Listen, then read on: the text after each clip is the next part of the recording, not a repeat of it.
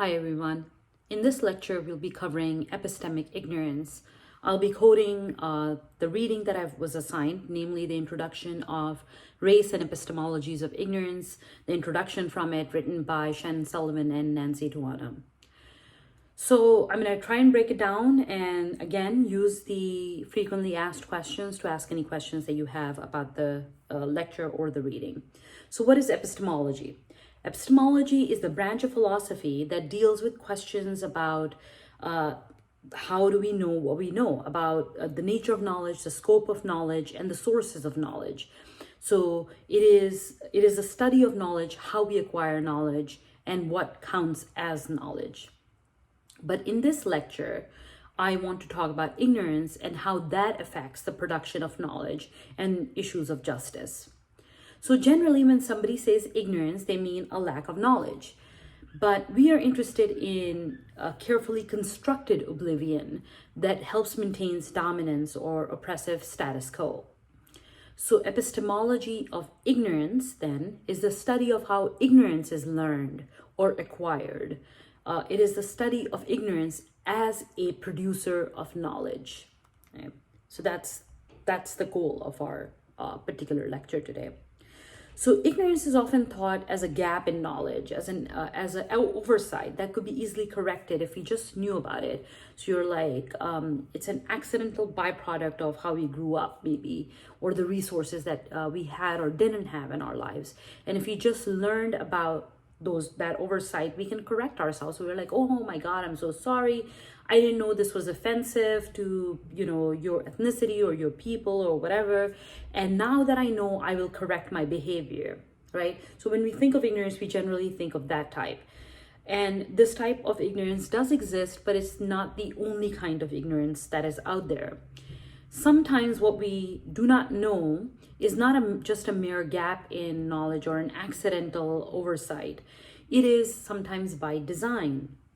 So in such cases, a lack of knowledge or an unlearning of something previously often known is actively produced for the purposes of domination or exploitation. So some knowledge that was previously known, now we have constructed ourselves to not know that or to unlearn that part of ourselves. So for example, if our people have committed injustices against another people, especially if those people that we have committed injustices against are more disadvantaged than us, then oftentimes we purposely unlearn that part of our history. We purposely become oblivious over time to our own history.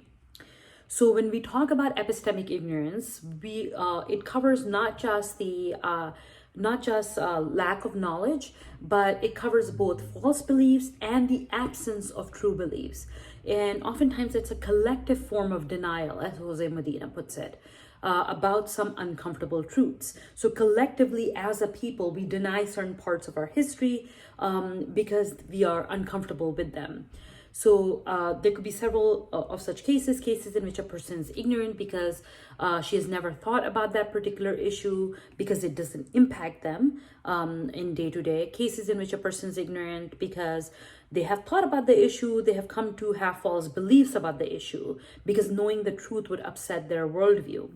Or cases in which a person is ignorant because they have thought about the issue and they don't know what to believe. And again, they have no incentive to undo that part of their ignorance.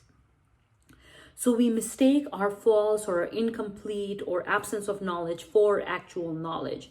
And we choose to not know things that are uncomfortable or disadvantageous for us to know. So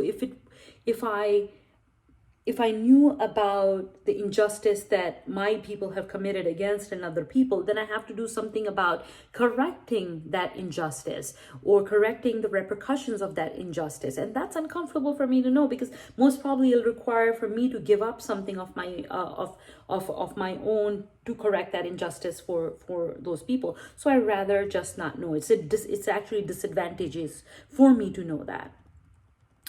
So there's another reading that is not assigned to us, which is Jose Medina's Epistemology of Resistance, which I'm going to just try and explain here, but you can look it up online if you so wish. But he talks about this particular incident that happened at Vanderbilt University, where a drunken student put a pig's head outside a Jewish community center that also had a vegetarian cafeteria. And when asked, when asked why did he do this, he said, "Oh my God, I had no idea that placing a pig's head was a form of harassment for Jewish communities. That the pig's head actually has historical importance in terms of harassing and persecuting Jewish people."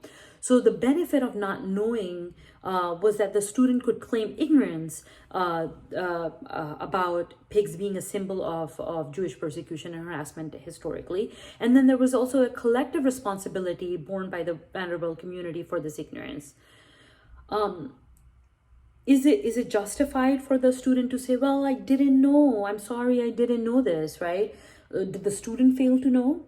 Or did the community fail here to be appropriately sensitive to the Jewish community? Or is there also a failure to recall the fact that Christians have historically been responsible for Jewish persecution? All of that. Yes, the student failed to know, that was a gap in their knowledge, but the community also failed, and the community failed to acknowledge a more historical viewpoint of Jewish persecution.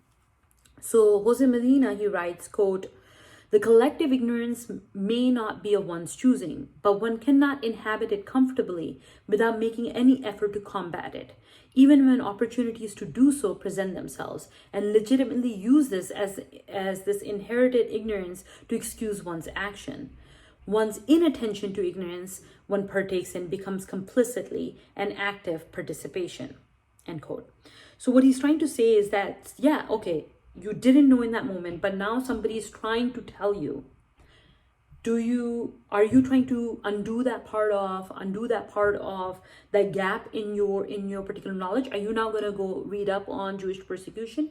Are you going to go read up on knowing the history of this country in Jewish persecution, or Christian persecution of Jewish people? Are you going to learn all of that history, or are you going to actively maintain that history? Another example that Jose Medina uses that I really like, because it appeals to my personal circumstances, is oftentimes when immigrants come to this country, there is a lack of cultural capital, that they do not know certain things are considered offensive in this country because they have not grown up with the history within this country. And so somebody's like, "How could you say that? That's offensive." And they're like, "Oh my God, I had no idea that this was considered offensive."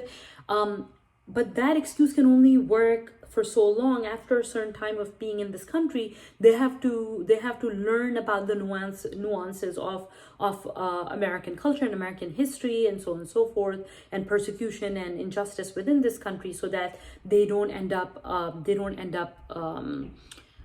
actively participating to maintain the ignorance that they have, or the gap in knowledge that they have, or the false beliefs that they have, or mistaking their absence of knowledge as complete knowledge in that particular circumstance.